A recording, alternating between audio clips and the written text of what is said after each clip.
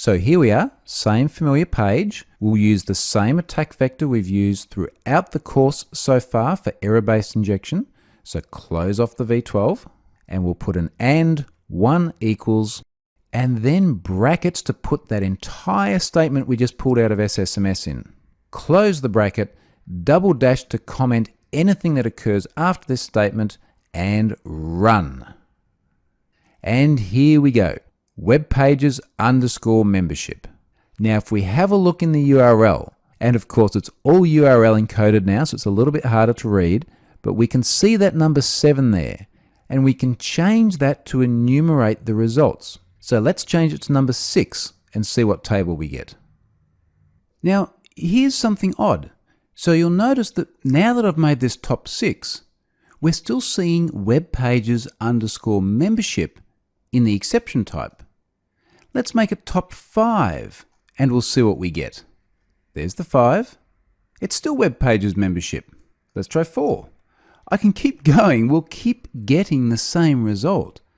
So why can't we enumerate through these records just the same way as we did back in SQL Server?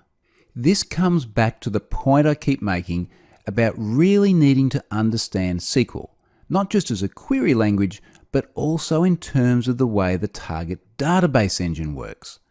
Let me show you what I mean back in SSMS. Now this is the statement that we copied earlier on, the one we're having a bit of trouble with in the web app now. And I'm going to do a similar sort of thing here as to what I did in the web app, which is make an invalid cast, just by wrapping a cast around the column name. And in this case, we'll cast as int. And we run this and we get an internal exception here talking about color. Now I was selecting the top 7. Let's try, say, the top 3. We know there's only 4 tables in the database and therefore 4 in the sys.tables table. So we'll run that at 3. We're still seeing color in the exception. Run that as 2. We're still seeing color in the exception. And the problem is related to the way the SQL indexes are built, because the order bys that you see here are actually being processed after the cast because there's no index on this name column. Now that's a real internal SQL Server semantic implementation, but it's one of the things you have to be aware of when you're trying to construct queries like this. Now there is another way that we can do this, and to demonstrate that, I'm going to take a new query window, paste in what I have on my clipboard, and run this again. Now we get president. I'm going to adjust the top results here of my inner query. We'll take that down to 3 like before. Now we've got occupation. Take it down to 2. Now we've got city. And what's actually happening here is instead of trying to select the name and order by the name, we're focusing on the object ID. So it's the same sort of logic in that there is an inner statement which selects from the sys.tables system table. It orders by object ID, and then there's an outer query which also selects the object ID and then orders by descending. And then there's a query outside of that, so this is now a third query, which actually selects the name column from sys.tables where the object ID is the one returned by that query. Now, why is this so messy? Well, by selecting from the object ID and applying that enumeration where we're changing the top number of records and then going backwards and just getting the last one, we can enumerate through and get one ID without any cast exceptions.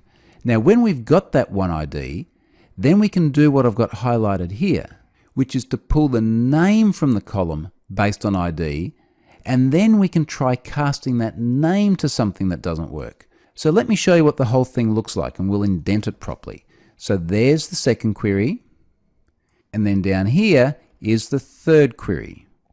And if we nest it back the other way, this is the one on line 4 that's doing the descending ordering. Now I've still got this on my clipboard, so let me go and drop this back into the browser, and we'll see if we can make it work. So we'll jump into where I pasted that old select statement before, down to the end of the URL, paste the query in, and run it. And now we get vote. I'll jump up to the URL. I'll have to go to the end because this one's a bit bigger. and I'm going to change top 7 to top 6. Now we get make. Let's do one more time, and we'll change top 6 to top 5, and now we will get user profile. So we are actually enumerating through values. I wanted to show it to you this way to make it clear that it isn't really a clear-cut thing. You've got to have that understanding of how SQL Server does things like indexing, and then understand how these tables need to be nested so that they order by the right column to return the right piece of data, which we can then use to cause that internal exception. The other thing I really hope this demonstrates is that SQL Server can get really complex. This is really only scratching the surface, but it demonstrates that there is a depth to it that is often more than initially meets the eye. It also demonstrates how important automation can be, because as things get more complex, yet still adhere to consistent, predictable patterns, automation becomes really valuable. And again, that is something that we're going to look at later on in the course. So that is quite a bit to take on board, but it has shown that we've been able to successfully exploit an error-based SQL injection risk to discover internal schema by enumerating through system tables. So that, in conjunction with the union-based injection that we used earlier on, shows just how powerful injection can be in order to extract really sensitive information out of the database. And of course, we can use exactly the same approach that we just saw here to extract data from the application tables as well. So we just simply apply the same logic that we have here with the name column in sys.tables to the password column in the user profile table. Exactly the same logic. And that should really demonstrate just how powerful this risk can be.